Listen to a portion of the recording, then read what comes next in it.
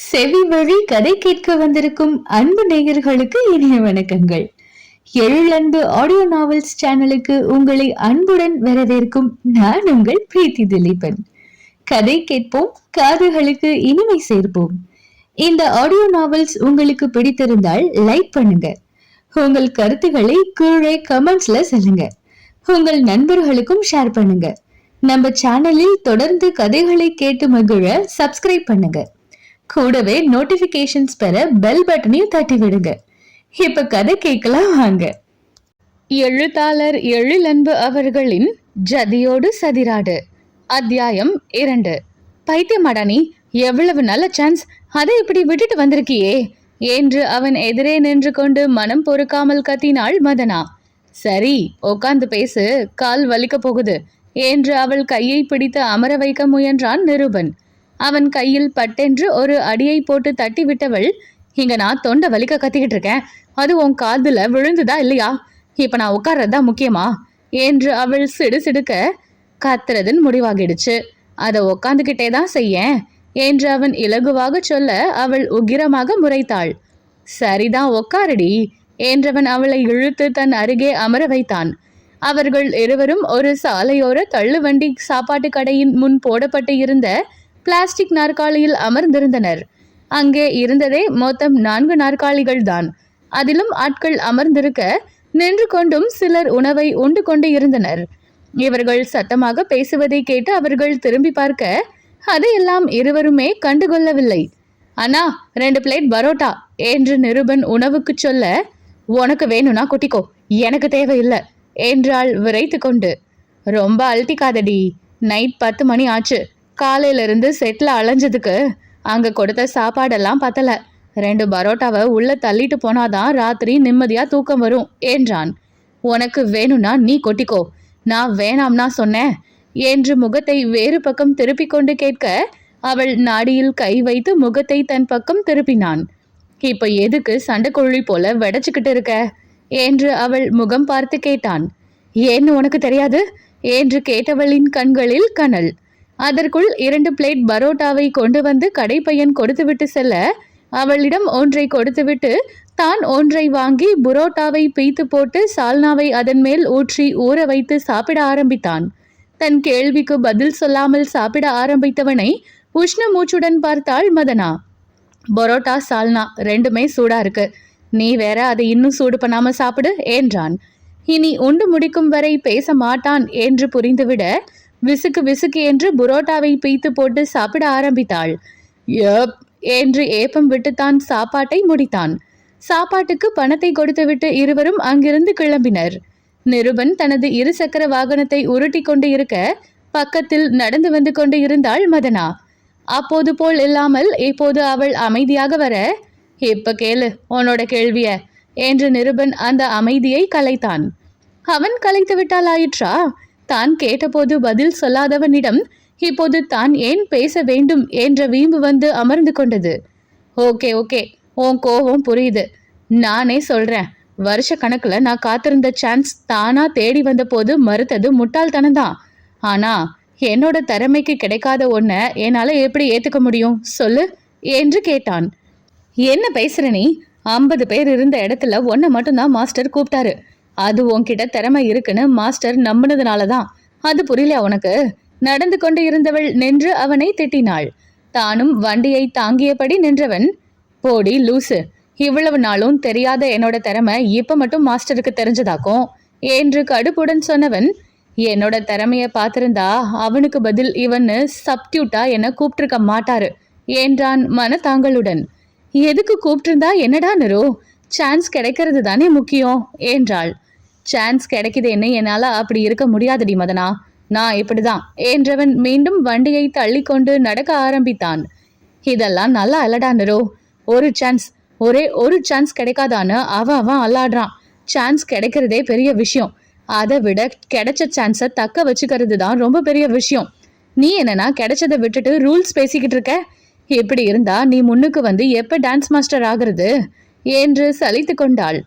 என்னோட திறமை மேல எனக்கு நம்பிக்கை இருக்குடி, கண்டிப்பா நான் நினைச்சதா அடைஞ்சே தீருவேன் என்றான் உறுதியாக. உறுதி மட்டும் இருந்தா போதாது நிரோ, சூழ்நிலைக்கு தகுந்த மாதிரி வளைஞ்சு கொடுத்து போக தெரியணும். அதுவும் நம்ம ஃபீல்டுல சொல்லவே வேண்டாம். நீ இப்படியெல்லாம் வெறப்பா இருந்தா உனக்கு பின்னாடி வந்தவன் தான் முன்னேறி போய்கிட்டே இருப்பான். நீ அதே இடத்துல நிக்க வேண்டியதுதான் என்றாள். இன்று அவன் மறுத்த வாய்ப்பு நிருபனுக்கு பின்னால் தங்கள் குழுவிற்கு வந்து சேர்ந்தவனுக்குத்தான் போயிருந்தது. அதை அவள் சுட்டி காட்டினாலும் அவன் அதற்காக எல்லாம் வருத்தப்படவில்லை. மாஸ்டர் வேற உன்னை முறைச்சிட்டு ஒண்ணுமே சொல்லாம இன்னொரு ஆளை கூப்பிட்டாரே நிரு.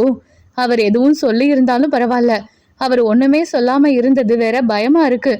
உனக்கு அந்த பயம் எல்லாம் இல்லையாடா என்று கேட்டாள் மதனா. பாப்போண்டி, நான் அதை பத்தி எல்லாம் ஒன்னும் நினைக்கல. அவர் என்னை கூப்பிட்டு பேசினார்னா அப்ப பார்க்கலாம் என்றான் அசட்டையாக. உன்னெல்லாம் என்னதான் பண்றது என்று தலையில் அடித்து கொண்டாள் மதனா. சரி வா, ரொம்ப நேரம் நடந்து வர, கால் வலிக்க போகுது. நாளைக்கும் ஷூட்டிங் இருக்கு. சீக்கிரம் வீட்டுக்கு போய் படுக்கையில விழுந்து எழுந்தாதான் நாளைக்கு தெம்பா இருக்கும் என்றான். அவன் வண்டியை எடுக்க அவனின் தோளை பிடித்து இரண்டு பக்கமும் கால் போட்டு மதனா அமரவும் இரவு நேர சாலையில் வண்டியை பறக்கவிட்டான் நிருபன். அவளின் வீட்டின் முன் வண்டியை நிறுத்தியவன், பாய் மதனா, மார்னிங் 5க்கெல்லாம் மாஸ்டர் வர சொன்னாரு. ரெடியாரு, வந்து பிக்கப் பண்ணிக்கிறேன் என்றான். ஓகே நிரு, பாய் என்று விடை பெற்று வீட்டை நோக்கி நடந்தாள். அவன் அங்கேயே நிற்க, நீ கிளம்புடா என்றாள் திரும்பி பார்த்து. நீ முதல்ல உள்ள போடி என்று அவன் பதிலுக்கு சொல்ல நெற்றியில் தட்டி கொண்டு போய் வீட்டின் அழைப்பு மணியை அழுத்தினாள். சில நொடிகளில் வீட்டின் விளக்கு எரிய அதை தொடர்ந்து கதவு திறக்கப்பட்டது. வாடி, இன்னைக்கு பேட்டா வாங்கினியா என்று கேட்டபடிதான் கதவையே திறந்து விட்டார் மதனாவின் அன்னை அனிதா. நல்ல வளர்த்தியுடன் ஓங்கு தாங்கான தோற்றத்தில் இருந்தார். அன்னையை போல வளர்த்தியும் நிறமும் இருந்தாலும் மதனா வளைவு சுழிவுகளுடன் ஒல்லியாக இருக்க வளைவு சுழிவே தெரியாத அளவில் இருந்தார் அனிதா. என்ன முதல்ல வீட்டுக்குள்ள வர விடுமா, அப்புறமா உன் விசாரணைய வச்சுக்கோ என்ற பத்தி கதவை தள்ளி கொண்டு அன்னையை விலக்கிவிட்டு உள்ளே நுழைந்தவள் வாசல் பக்கம் இன்னும் நின்று கொண்டு இருந்த நிருபனிடம் தலையை அசைத்துவிட்டு கதவை தாழிட்டாள். மதனாவின் அன்னை கேட்டது நிருபனின் காதிலும் விழத்தான் செய்தது. அவரிடமிருந்து அந்த கேள்வியை தவிர வேறு என்ன எதிர்பார்க்க முடியும் என்று அலட்சியமாய் நினைத்தபடி வண்டியை கிளப்பி கொண்டு சென்றான். நான் வீட்டுக்குள்ள வர வரைக்கும் கூட உன்னால பொறுத்து கொள்ள முடியாதாமா? கதவை திறந்த உடனேயே பேட்டாவை பத்தி கேட்கணுமா? அப்படி என்ன அவசரம் உனக்கு என்று தன் அன்னையை கடிந்து கொண்டாள் மதனா. இப்ப என்ன தப்பா கேட்டுட்டேன்னு வந்ததும் வராததுமா குதிக்கிற? ஒருவேளை இன்னைக்கு பேட்டா வாங்கிட்டு வரலையோ என்று அனிதா சந்தேகமாக கேட்க, ச்சே, எப்ப பாரு பேட்டா பேட்டான்னு ஆள என்று கத்தியவள் தனது ஜீன்ஸ் பேண்டிலிருந்து பணத்தை எடுத்து, இந்தா, இதை நல்லா 3 நேரமும் தின்னு என்று அன்னையின் கையில் திணித்தாள். பேட்டா வாங்கிட்டா சொல்ல வேண்டியது தானே, அதுக்கேன் கத்துற என்று கண்கள் மின்ன பணத்தை எண்ணி பார்த்தார் அனிதா. உன்னையெல்லாம் திருத்த முடியாது என்பது போல் அன்னையை பார்த்தவள், இதை வாங்கதானே கால் வலிய கூட பொருட்படுத்தாம போயிட்டு வந்தேன். கால் வலிக்குதுன்னு வீட்டில் உட்காந்துருந்தா ஒரு நாள் பேட்டா போயிடுச்சுன்னு என்னை புடுங்கி தின்றுக்க மாட்டேனி புலம்பிக் கொண்டே சமையலறை பக்கம் சென்றாள். அங்கிருந்த சின்ன மேஜையின் மீது கடையில் இருந்து உணவு வாங்கியதற்கு அடையாளமாய் பார்சல் பிரிக்கப்பட்ட கவர் கிடந்தது. இதையெல்லாம் குப்பையில் எடுத்து போட்டாதான் என்னமா என்று கடிந்து கொண்டே தானே எடுத்து குப்பையில் போட்டாள். காலையில போட்டுக்கலாம்னு இருந்தேண்டி என்று சொன்னவரை அவள் திரும்பி பார்க்க, நைட்டுக்கு சிக்கன் நூடுல்ஸ் வாங்கினேன். டேஸ்ட் நல்லாவே இல்லை. மன திங்கிறது போல நரநரன்னு இருந்துச்சு. இனி அந்த கடையில வாங்கக்கூடாது என்று அவர் புலம்ப ஆரம்பிக்க சலிப்பாக தலையை குலுக்கி கொண்டே மதனா ஜக்கில் இருந்த தண்ணீரை டம்ளரில் ஊற்றி குடித்துவிட்டு அறைக்குள் சென்றாள். அவள் பின்னாலேயே அறைக்கு வந்த அனிதா, இன்னைக்கு செட்ல என்ன சாப்பாடு கொடுத்தாங்க என்றவர் அவளின் பதிலை எதிர்பார்க்காமல், ஏதாவது நல்ல சாப்பாட்டை தான் போட்டிருப்பாங்க, சினிமா ஷூட்டிங்னா சும்மாவா என்று அவரே பெருமையாக சொல்லி கொண்டார். அலட்சியமாக உதட்டை சுழித்தாள் மதனா. அங்கே என்ன திருமணமா நடக்கிறது? விதவிதமாக சமைத்து போட வேலை அல்லவா? வேலை நேரத்தில் சில நாட்கள் சரியாக சாப்பிடக்கூட முடியாது. நேரம் கிடைக்கும் போது அவர்கள் என்ன கொடுக்கிறார்களோ அதை சாப்பிட்டு கொள்ள வேண்டும். இதெல்லாம் இவருக்கு எங்கே தெரிய போகிறது என்று நினைத்து கொண்டாள். வீட்டிற்கு வந்த மகளிடம் சாப்பிட்டாளா இல்லையா என்று கூட அவர் விசாரிக்கவில்லை. வேலை இடத்தில் சாப்பிட்டு வந்து இருப்பாள் என்று அவரே நினைத்து கொண்டார். நிருபன் சொன்னது போல் அங்கே சாப்பிட்டது எல்லாம் ஜீரணித்து மீண்டும் பசிக்க ஆரம்பித்திருந்தது. அவன் வரும் வழியில் உணவு வாங்கி தரவில்லை என்றால் பசியோடுதான் இருந்திருப்பாள். அதை பற்றியெல்லாம் விசாரிக்க கூட நினைக்காத அன்னையை கண்டுகொள்ளாமல் குளியலறைக்குள் சென்றாள். அனிதா அங்கிருந்த 2 ஒற்றை கட்டிலில் ஒன்றின் அருகில் சென்றவர் தலையணையை தூக்கி அதன் அடியிலிருந்த மணிப்பரிசை எடுத்து அதில் பணத்தை வைத்தார்.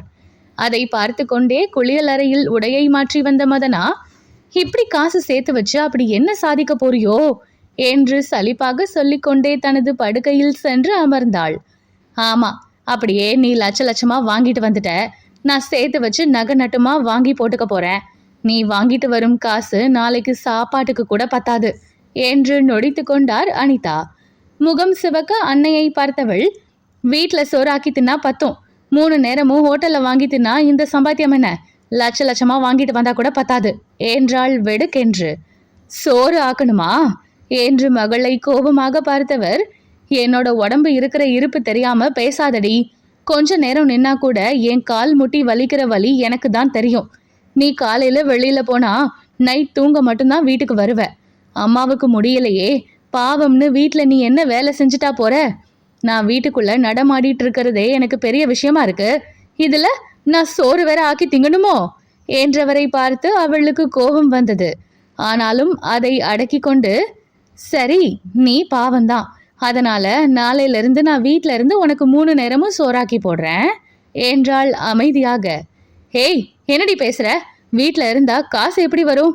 ஒழுங்கா வேலைக்கு போற வழிய பாரு.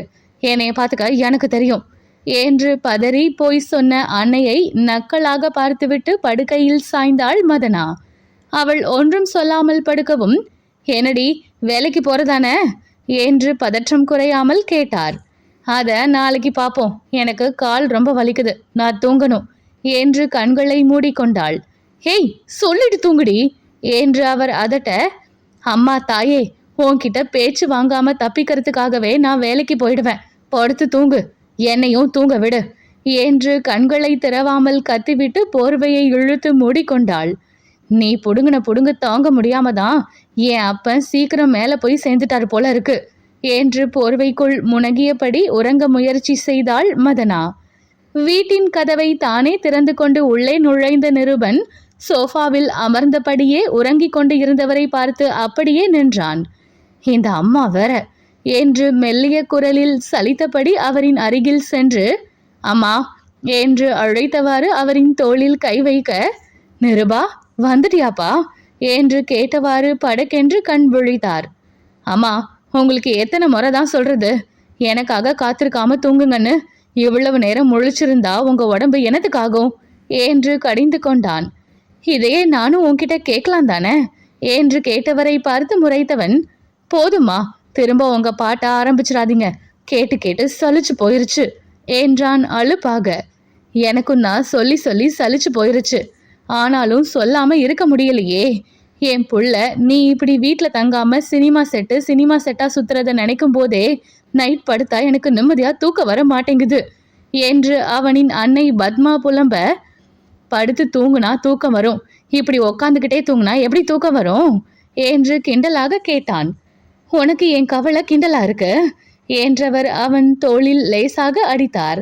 அவன் சிரித்து கொண்டே பின்னால் விலக, சரி சாப்பிட்டியா நிருபா என வினவினார். வரும்போதுதான் பரோட்டா சாப்பிட்டேமா என்றவனை முறைத்தவர், எத்தனை தடவை தாண்டா உனக்கு சொல்றது, நைட் நேரம் பரோட்டா சாப்பிடாதேன்னு உனக்கு சொல்லி இருக்கேனா இல்லையா? மைதா மாவு நைட் நேரம் சாப்பிட்டா ஜீரணிக்காதுடா என்று ஆரம்பித்தவரை, அம்மா போதும், நீங்க லெக்சரர் தான், அதுக்காக எனக்கு லெக்சர் எடுக்க ஆரம்பிக்காதீங்க, அதையெல்லாம் உங்ககிட்ட படிக்கிற பிள்ளைங்களோட நிறுத்திக்கோங்க என்று கையை தலைக்கு மேல் தூக்கி கும்பிடு போட்டான். நல்லது சொன்னா உடனே இப்படி சொல்லிடுடா, டான்ஸ் ஆட போறேன்னு நேரத்தை வேஸ்ட் பண்ணாம படிச்ச படிப்புக்கு ஏதாவது வேலையை பாருடான்னு சொன்னேன், அதையும் நீ கேட்கல. எந்த நேரமும் ஷூட்டிங்னு வீட்டில் தங்குறதே இல்லை, நேரம் கட்ட நேரத்துல வர வேண்டியது, கிடைச்சதை சாப்பிட்டுட்டு உடம்ப கெடுத்துக்க வேண்டியது, உடம்பு மேலேயும் அக்கறை இல்லை, எதிர்கால வாழ்க்கையை பத்திய பயமும் இல்லை, உன்னை நினைச்சு எனக்கு தான் கவலையா இருக்கு என்று அவர் புலம்பிக் கொண்டே இருக்க, என்னைக்கும் ஆரம்பிச்சிட்டியா பத்து என்றபடி அங்கே வந்தார் பத்மாவின் கணவர் சதாசிவம். அப்பா, நல்ல நேரத்துல வந்தீங்க, அம்மாவோட புலம்பல கேட்டு இங்க பாருங்க என் காதுல ரத்தமே வந்துருச்சு, நல்ல வேளை என்னை காப்பாத்துனீங்க, நான் மார்னிங் சீக்கிரம் கிளம்பணும், அம்மா இனி உங்க பொறுப்பு, நான் எஸ்கேப் என்று அதற்கு மேல் அங்கே நிற்காமல் தனது அறைக்கு ஓடியே போனார் நிருபன். தூங்கிட்டு தானே இருந்தீங்க, உங்களை யார் இப்ப எழுந்து வர சொன்னது என்று ஓடிய பிள்ளையை விட்டு இப்போது கணவரை பிடித்து கொண்டார் பத்மா. என்னம்மா இது, தூங்கிட்டு இருந்தவனை சத்தமா பேசி எழுப்பி விட்டதே நீதான், அப்புறம் இப்படி கேட்டா எப்படி என்று அப்பாவியாக கேட்டார். ஆமா, இப்ப தூக்கம்தான் முக்கியம். புள்ள நடுசாமம் வீட்டுக்கு வரான், அதை பத்தி கவலை இல்ல. அவனையும் கேள்வியும் கேட்க மாட்டீங்க, என்னையும் கேள்வி கேட்க விட மாட்டீங்க. நீங்க இப்படியே இருந்தா அவன் எங்கிருந்து உருப்படுறது என்று கணவரை குறை சொல்ல ஆரம்பித்தார். அவன் செய்யறதுக்கெல்லாம் என்ன குறை சொன்னா எப்படிமா? நான் மட்டும் அவனுக்கு எடுத்து சொல்லாமலா இருந்தேன்? அப்பா, உங்களுக்கு டீச்சர் ஆகணும்னு ஆசை, நீங்க ஆகிட்டீங்க. அம்மாவுக்கு லெக்சரர் ஆக ஆசை, அவங்களும் அவங்க ஆசைப்பட்டதை செய்கிறாங்க. அதே போல் எனக்கும் ஒரு ஆசை இருக்குப்பா, அதை நான் செய்ய ஆசைப்படுறேன்னு அவன் சொல்லும்போது என்னால் எப்படி மறுக்க முடியும் சொல்லு? நம்ம கிட்ட படிக்கிற எத்தனையோ பிள்ளைகளோட கனவு நிறைவேறணும்னு நினைக்கிற நாம, அதே போல் நம்ம பிள்ளையோட கனவும் நிறைவேறணும்னு நினைக்கிறதுல என்ன தப்பு இருக்குமா? நீயும் அப்படி நினச்சிக்கோ, அதான் நமக்கு நல்லது என்றார் சதாசிவம். ஒரு கலெக்டர் ஆகணும், ஒரு ஆஃபீஸர் ஆகணும் அப்படின்னு கனவு கண்டா நாமும் அது நிறைவேறட்டும்னு நினைக்கலாங்க. நம்ம குடும்பத்துக்கே சம்மந்தம் இல்லாம டான்சர் ஆவேன்னு பிடிவாதம் பிடிக்கிறானே, அதுதான் எனக்கு கவலையா இருக்கு என்றார் வருத்தமாக. இதுல கவலைப்பட ஒன்றும் இல்லை. நீ நம்ம புள்ள மேல நம்பிக்கை வை, அவன் நினைச்சத ஒரு நாள் சாதிப்பான். நம்ம பிள்ளைய நாமே நம்பலனா எப்படி என்றார். அவன் மேல எனக்கு நம்பிக்கை இருக்குங்க, ஆனா இப்படி தூங்காம வைக்காம ரொம்ப வருஷமா கஷ்டப்படுறானே என்றுதான் கவலையா இருக்கு என்றார் பத்மா. நினைச்சதை அடையணும்னா கஷ்டப்பட்டு தான் ஆகணுமா? நீ அதையே நினைச்சு கவலைப்படாம வா தூங்கு என்று மனைவியின் தோளில் கை போட்டு தங்கள் அறை பக்கம் அழைத்தார். கொஞ்சம் இருங்க, அவனுக்கு குடிக்க பால் வேணுமான்னு கேட்டுட்டு வரேன் என்று மகனின் அறை பக்கம் விரைந்தார். நிருபனின் அறை கதவை திறந்து பார்க்க கட்டிலில் கவிழ்ந்தடித்து விழுந்து அதற்குள் நல்ல உறக்கத்தில் ஆழ்ந்திருந்தான் அவன். பேசிக்கிட்டே இருந்துட்டு அவனுக்கு குடிக்க ஒன்றும் கொடுக்காம விட்டுட்டேனே என்று புலம்பிக் கொண்டே உறங்கச் சென்றார் பத்மா.